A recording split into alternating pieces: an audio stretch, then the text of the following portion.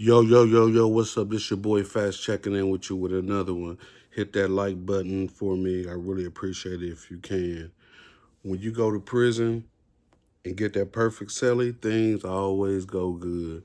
Everything always the best when you get the perfect celly while you up in there because you already know the codes, you already know the rules, you already know everything about your celly to where when you come in there, you ain't got to worry about your stuff being moved or anything like that.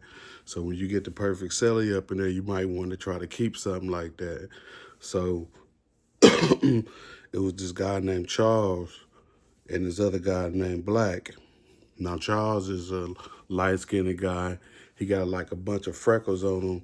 I don't know if he got a disease or anything like that, but it's covered all over his face, all over his arms, all over his body, you know. And this other guy named Black, I mean, he's the Sally Cell type of dude with a little twist on his hair and things like that, wanna, like them little lokes and stuff. So one day I come to get up in the morning.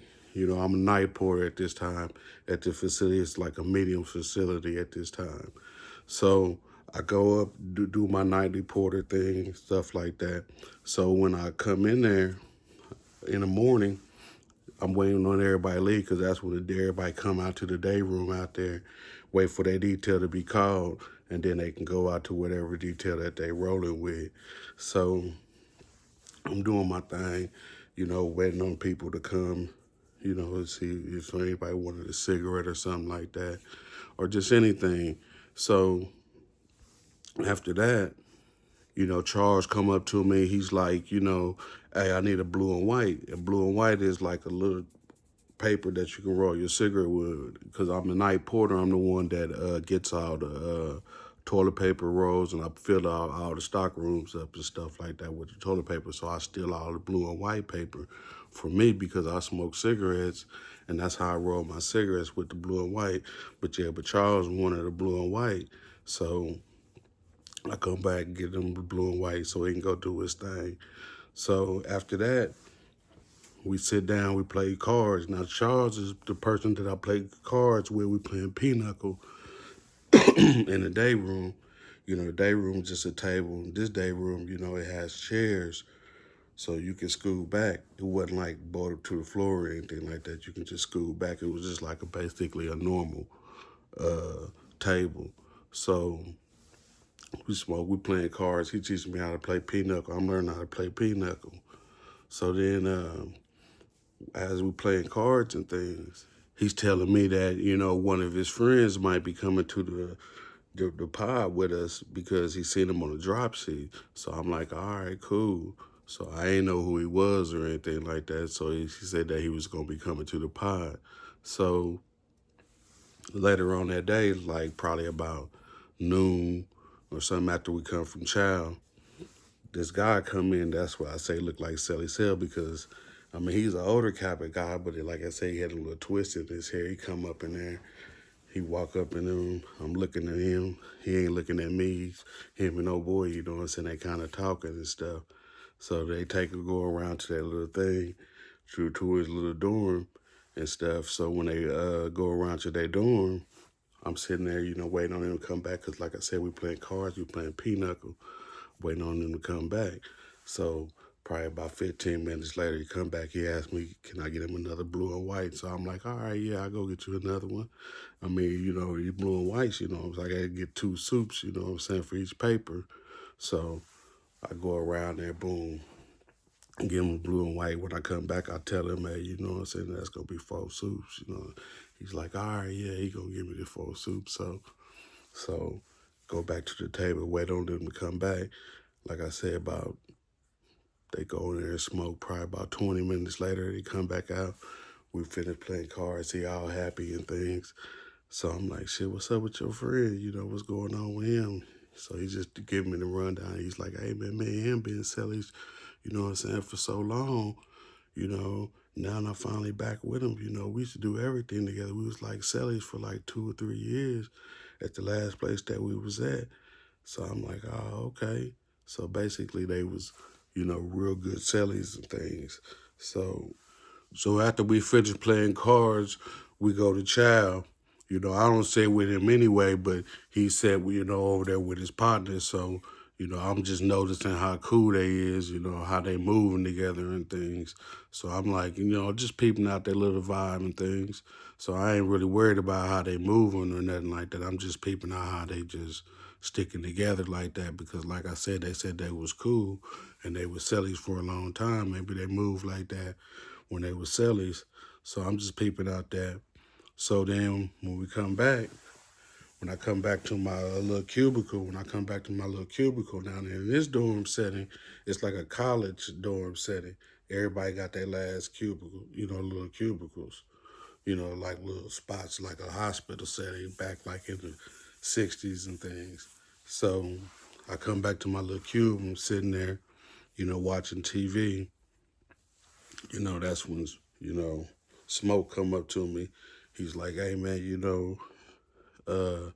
think I can get one of the things? I'm thinking to myself, well, damn, how do these niggas even know, that I do anything? I guess, maybe Charles told him that probably he can come and get something from me. That he just probably just needed to come and talk to me. But I was like, hey, just go to the bathroom and I'll be back there in the bathroom. So I get in. I'm thinking to myself, damn, man, is this dude trying to do some more faulty shit? I mean, he ain't even been here, 24 hours already up on me. Like he kind of know me and things. So I get to, get my stuff. I go back to the bathroom. Now in their bathroom here, it's like a stalls with the doors on them, and then the showers in the back there.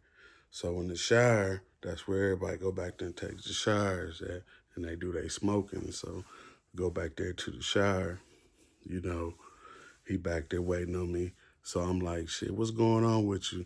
Basically, he just tell me, say everything that Charles just told me, earlier that they was just cool and all the penitentiaries they been to, they basically been hooked up like this. I guess they been doing their time together. So I was like, shit, all right, man, Shit, I said, how much time you got? He said he had like 13 years to do. I don't know how many they done together, but he told me, that he been down, probably about 7 years, and he probably did about 4 years, him and Charles, I guess they were cellies or whatever. But after the conversation, shit, I come fall up out the bathroom, go back to the table, you know, sit down because, like I said, I'm learning how to play pinochle. So the guys that's teaching me, Charles is teaching me how to play pinochle. So I'm trying to learn how to play pinochle. You know, get to learn that game real quick. So I'm sit at the table, but this time, Charles don't come and sit at the table. He come and sit at another table across from the day room. And like I said, it's in the day room where you can see the chairs moving back and forth. And that's when I noticed that he was over there because when the chairs move, people always tend to look and see where the chairs move because you never know. Somebody might do some crazy shit. So you got to always be prepared for stuff like that, hearing noises and things. So I get up, since I know they want to do nothing, I go back to my little cubicle, sit there, watch TV, do my thing. People come and holler at me, saying to get something. I'm just letting them just go on by, just doing my thing. So then the next day, in the morning, like I said, I work at night, so at night I'm doing all my stuff. But at the end of the night, and Charles, he works out in the guard shack out there. He cleans out the window, empty their trash, sweep up the floor and things like that. So he's out there, working. So when he come back in, after he does his little duties and after I do my duties, because like I said, I work at night and in the morning I don't go to breakfast. I wait on the people that's going out to their little details. So wait on everybody to do their thing and leave out, and then I can sit down at the table. So I'm thinking I'm about to sit down. We were all about to sit down, play pinochle. But today, Charles didn't sit down with us. So I'm like, dang, you know what I'm saying? What's up, Charles? When Charles come back in, I'm like, hey, man, you know what I'm saying? You going to sit down and play with us, So he's like, nah, me and Smoke, we going to go on here and sit down and play a little game of dominoes. We're gonna hang out, you know what I'm saying, today. So I'm like, cool, that's cool. But after that, I was like, shit, I was telling my other two people that was playing with us, you know, I was like, hey man, you know what I'm saying, what we gonna do? They was like, shit, you know how to play three-handed pinochle? I was like, nah, but shit, I can learn. So we started playing three-handed pinochle.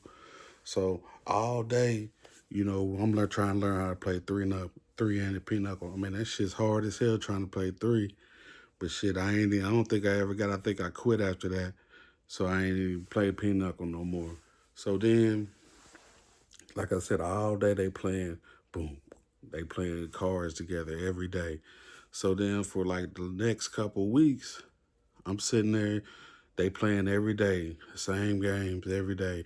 I don't know if it was pinochle with them, because you can play that, you know, two-handed, you know, they was playing pinochle or they was playing spades or they was playing dominoes. I mean, they was playing every game that you could think of. I mean, they played it at all. So, like I said, I'm just looking at people on how they moving. I mean, they moving pretty tight, like they real cool. So I'm like, shit, I guess everything, you know what I'm saying, with them is all right. So I'm thinking trying to find me another player, you know what I'm saying, that I can play my card game with, but I couldn't find nobody. So that just went over. So I was like, shit, ain't nothing really else to do. So like a couple weeks went by. I guess they still doing their thing, you know, over and over and over and over again. They playing their games all day. You know what I'm saying? So I'm starting to feel some type of way. So one day they was sitting there just doing their thing. Then all of a sudden, you know, you hear, like I said, you hear the motherfucking the chair scrape on the floor because, like I said, they got the rolling chairs like that, like to where you can just slide back with the we try to put the little things on the tip of the thing so it don't really scratch the floor because they be waxing it real good. So, but when you slide back, it makes a noise. So one day I heard that real scratch. Like I said, when I hear that noise, I look. So then, boom, I heard that noise, and then he was like, "Where the fuck is my money?" You know, he yelled at his partner. You know what I'm saying, like that. He's like, "What, nigga? Where the fuck is my money?" You know. So I'm like, what? What the fuck he say? He's like, "Where the fuck is my money, nigga?" You know. So I'm looking at these two, and I'm like, "Damn, man, these niggas just tripping." So then, boom. They get up, he's like, nigga, go to the shower, go to the shower. So when it's like, go to the shower, everybody's in the day room that was hanging out with us. We like, shit, we just gonna go out here and see what's going on with them, you know. So we go to the shower, everybody go to the shower. Everybody trying to break it up. Oh man, y'all don't need to be fighting. You and him, you know what I'm saying? Y'all buddies, y'all supposed to be real cool. Y'all don't need to be fighting. So he's like, man, fuck that. Nigga, man, he don't ever want to pay. You know, we gambling all the time, and I find out this nigga's cheating. You know what I'm saying? So he's like, shit, this nigga need to pay me my motherfucking money. So I'm like, I'm looking at this whole situation like, shit, it's going down like that. So then I come up out the bathroom after that. Everybody kind of broke it up, you know, because they was like 5-0, 5-0, you know, letting everybody know the police is coming, blowing that little Mexican, you know, the Mexicans do it all the time. However, they blow that little, give that little whistle call. So everybody break up out the bathroom. Boom. So then the next day,